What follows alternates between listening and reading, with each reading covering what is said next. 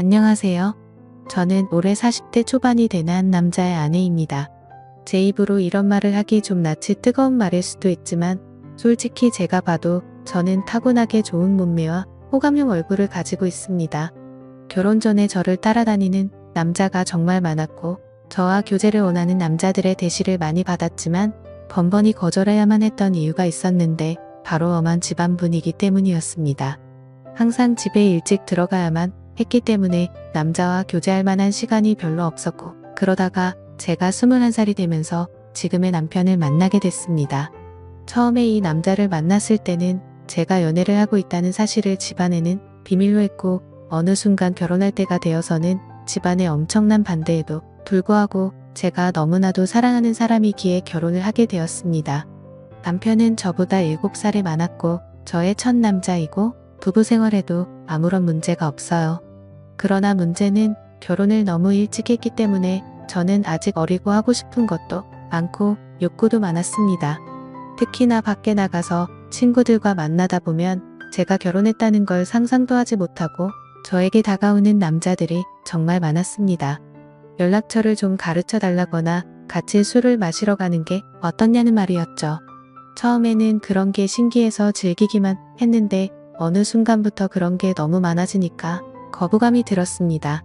제가 일찍 결혼을 해서 당시에만 하더라도 결혼한 친구가 주변에 한 명도 없었습니다. 그러다 보니 친구들이 나이트에 가서 놀았던 이야기를 한다거나 남자친구와 만나고 헤어지는 이야기를 들으면 부럽기도 하고 저도 처음에 남편을 만났을 때의 그런 설레임을 다시 한번 가지고 싶다는 생각을 하기도 했습니다. 그러다가 정말 제 인생에서 큰 사건이 하나 터지게 됐습니다. 3년간 남편만 보고 살았던 저에게 한 번의 의도로 인해 저의 인생이 180도 달라지게 됐습니다. 정말 의도적으로 바람을 피운 것은 아닙니다. 저는 실수라고 말하고 싶지만 어느 순간에는 저도 제 자신을 주체하지 못하고 있더라고요. 제가 20대 초반이었을 때 그때까지만 해도 저는 다른 남자를 만난다는 것은 범죄라고 생각했고 인간으로서 쓰레기 같은 행동이라고 생각했습니다. 그날도 여느 때와 다름없이 퇴근하는 남편을 위해 요리를 하고 있었어요. 현관문 열리는 소리에 남편을 맞이하러 달려나가니 울상을 짚고 들어와 한숨을 쉬는 남편에게 놀라서 물어봤습니다. 자기야, 무슨 일 있어? 아, 속상해. 오늘 휴대폰을 잃어버렸지. 뭐야? 그 휴대폰은 산지 얼마 안 됐고 할부도 아직 많이 남아있는 상태였습니다. 저는 아쉽지만 그냥 잊어버리라고 얼마나 정신없게 일했으면 휴대폰을 다 잃어버리냐고 남편의 엉덩이를 토략거려주고 다시 하나 더 사면 된다고 위로했습니다. 그런데 문제는 그 다음날에 남편 번호로 저에게 전화가 왔어요. 여보세요. 저희 가게에 핸드폰 맡기고 가신 가족분 되시나요? 네, 누구시죠? 어제 가게에 방문한 손님이 휴대폰을 맡기고 술을 20만원치 먹었는데 계산도 안 하고 휴대폰을 찾아가지도 않으셔서요. 여기 저장된 번호로 연락해봤어요. 저는 처음에 그 말을 듣고 남편을 의심했지만 그럴 리가 없다고 생각했기 때문에 알아보니까 누군가 휴대폰을 주워서 가게에 맡기고 외상으로 술을 먹은 것이었습니다. 가게 주인은 휴대폰을 찾아가려면 술값을 가지고 술집으로 오라는 말을 했습니다. 돈은 아깝지만 그래도 남편이 알면 좋아할 거라는 생각으로 약속한 시간에 맞춰 택시를 타고 술집을 찾아갔습니다. 그때 시간이 오후 5시 정도였는데 제가 갔을 때 그곳은 이제 막 가게를 오픈하고 있었어요. 문 앞에 주인으로 보이는 젊은 남자가 있었습니다. 휴대폰 찾으러 왔다고 말하자 가게에 있다며 지하 2층인 술집으로 저를 데리고 갔습니다. 휴대폰을 확인하자 남편 것이 맞았는데 20만원을 주기에는 너무 아까웠습니다. 솔직히 저희 남편이 잘못한 게 아니고 이걸로 술 먹은 다른 남자가 잘못한 건데 왜 그 돈을 제가 물어줘야 되나 싶더라고요. 그러다 문득 그 남자의 외모를 살펴봤습니다. 머리카락은 굉장히 길었고 통이 큰 바지를 입었으며 자기 사이즈보다 적어도 몇 개는 더 커 보이는 와이셔츠를 입어서 그런지 꼭 무슨 힙합하는 청년처럼 생겼더라고요. 걷는 걸음걸이도 껄렁하고 팔에는 문신이 보였는데 깔끔한 정장만 입고 다니는 제 남편과는 정반대의 자유로운 느낌이 많이 풍기는 오빠였습니다. 생긴 것만 보면 제가 좋아하는 얼굴상으로 제법 잘생겼지만 옷 입는 게 영 마음에 들지 않았습니다. 저도 제가 왜 그랬는지 모르지만 갑자기 그 남자에게 한 가지 제안을 하게 되었습니다. 여기 혹시 관심 있으면 술값 20만 원치만큼 오늘 그쪽이랑 같이 시간 보내줄 수 있는데 어때요? 솔직히 이건 정말 어처구니 없는 제안이었습니다. 말하는 동시에 저는 얼굴이 빨갛게 달아올랐거든요. 그 남자는 놀라는 듯 하다가 갑자기 술집 문을 걸어 닫으면서 저에게 다가왔습니다. 그 남자는 저에게 묻더군요. 그 말 진심이에요? 정말 하고 싶어요. 저는 20만 원이라는 금액이 아까운 것도 아까운 것이지만 그 남자에 대한 호기심이 더 컸던 것 같습니다. 그래서 그냥 한 번쯤 해보는 건 어떨까 하는 생각이 들었던 것이죠. 저는 다시 한번 말했습니다.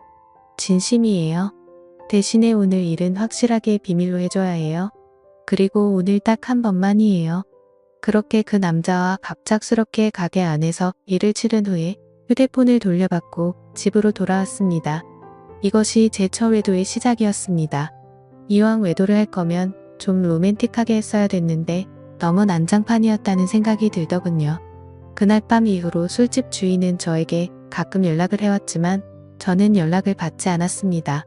막상 해보니까 그다지 좋지도 않았고 오히려 다른 걸 더 느껴보고 싶다는 생각이 들었기 때문입니다. 그 뒤로 저는 남편 외에 다른 남자를 만나는 것에 대해 호기심이 생겼어요. 많은 사람을 만났다가는 남편이 알게 될까봐 걱정이 되었고 집에만 있는 저로서는 다른 남자를 접할 기회가 쉽지 않았습니다.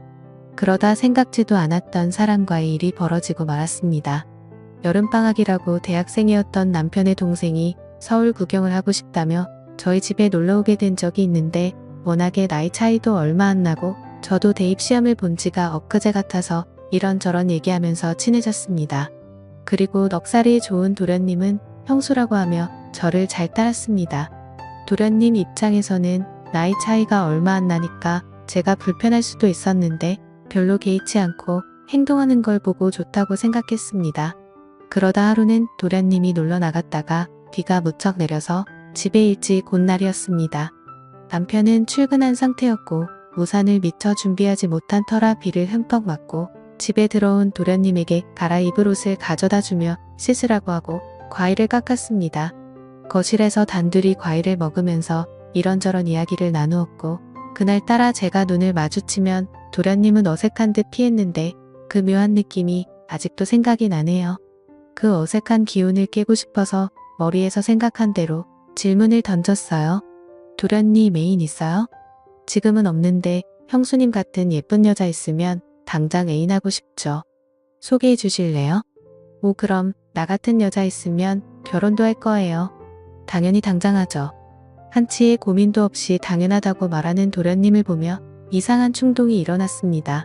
저는 그런 도련님의 손을 덥석 잡아버렸고 눈을 쳐다보며 물었습니다.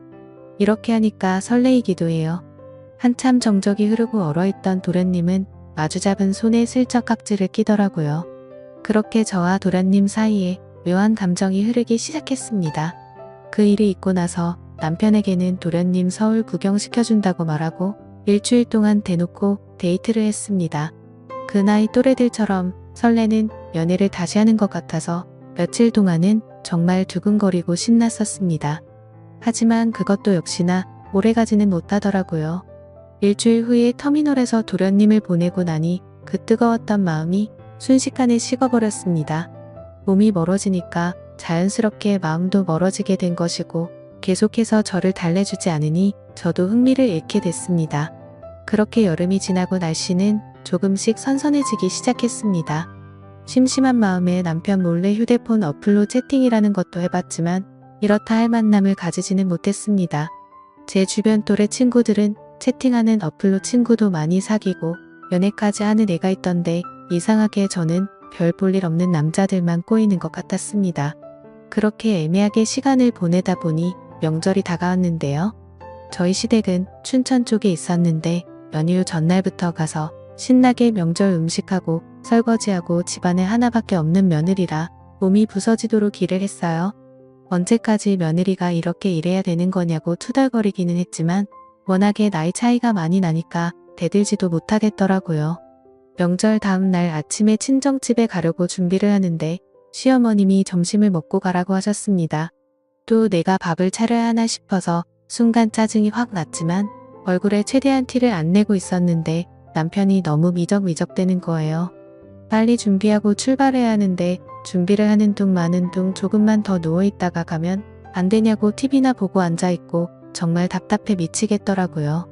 그래서 남편을 방으로 데리고 와서 밖에 들리지 않게 작은 소리로 말 다툼을 했습니다. 우리 부모님도 나를 보고 싶어 한다고 빨리 준비 안 하면 혼자서 가겠다고 말하면서 감정이 안 좋은 채로 친정집으로 향했습니다. 남편은 친정에서도 기분이 안 좋은 티를 숨기지 못했고 저는 그럴 거면 그냥 먼저 가라고 말했습니다.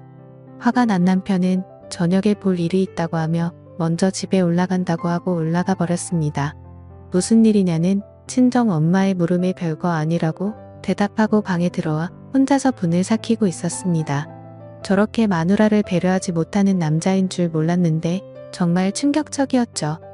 싸우느라 못 봤던 휴대폰을 여러 메시지를 확인해 봤더니 초등학교 동창 중 한 명에게서 연락이 와 있었습니다.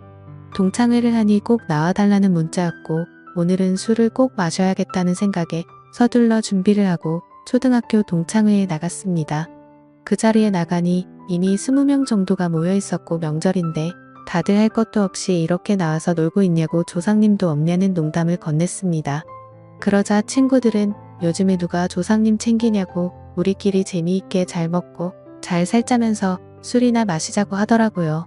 졸업하고도 연락을 하는 친구도 있었지만 졸업하고 나서 처음 보는 친구도 있었습니다. 그래도 초등학교 동창이라는 유대감이 있었기 때문에 편하게 대할 수 있었죠. 그 중에 눈에 띄는 친구가 한 명 있었는데 초등학교 때 어린 눈에도 너무나도 도시아이처럼 깔끔했었던 제 짝꿍이었습니다. 그 아이는 피부도 하얗고 공부나 운동도 잘했었기 때문에 어릴 적에 잠시나마 좋아했던 남자였어요. 제 기억상으로는 그 아이도 예뻤던 저를 좋아했었고 동네도 가까워서 자주 어울렸었던 기억이 납니다.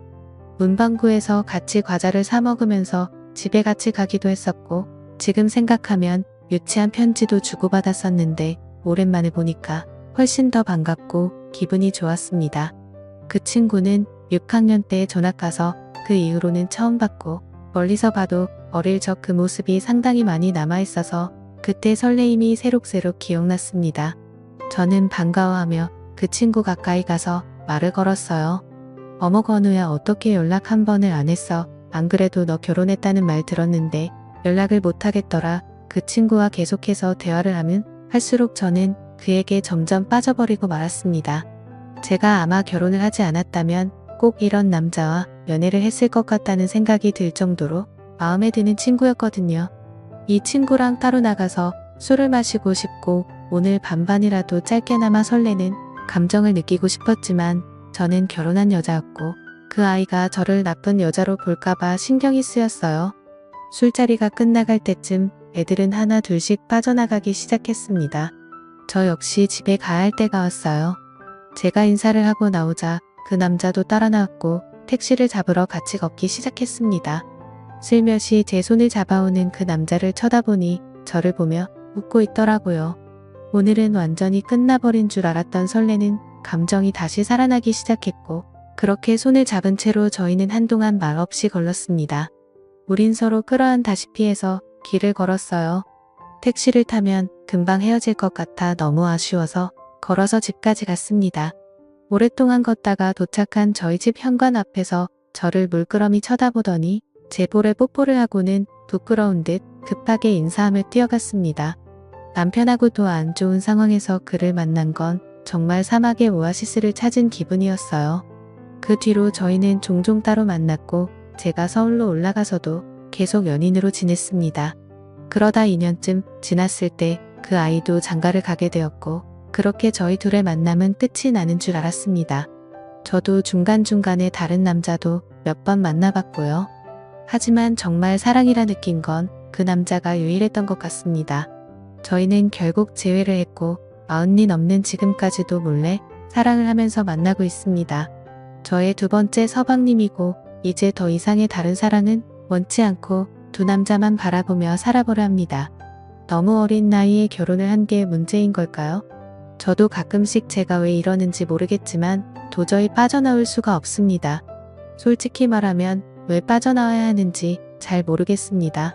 이렇게 어리고 아름다운 나이에 기억에 남는 연애도 못 해보고 결혼해서 답답하게 살다가 갈 바에는 이렇게 사랑을 즐기며 사는 게 더 남는 장사가 아니냐는 생각이 듭니다. 둘 중에 어떤 남자를 선택하고 싶지는 않아요. 상처 주는 여자가 되기는 싫거든요. 그냥 이렇게 두 남자를 바라보면서 사는 것도 충분히 가능해서 이렇게 살아가려고 하는데 무슨 큰 문제라도 되는 건 아니겠죠. 제 마음속에는 방이 2개이기 때문입니다. 지금까지 읽어주신 모든 분들 감사합니다. 구독과 좋아요, 알림 설정 눌러주시고 재밌는 사연 또 들으러 와주세요. 그럼 모두들 행복한 하루 보내세요.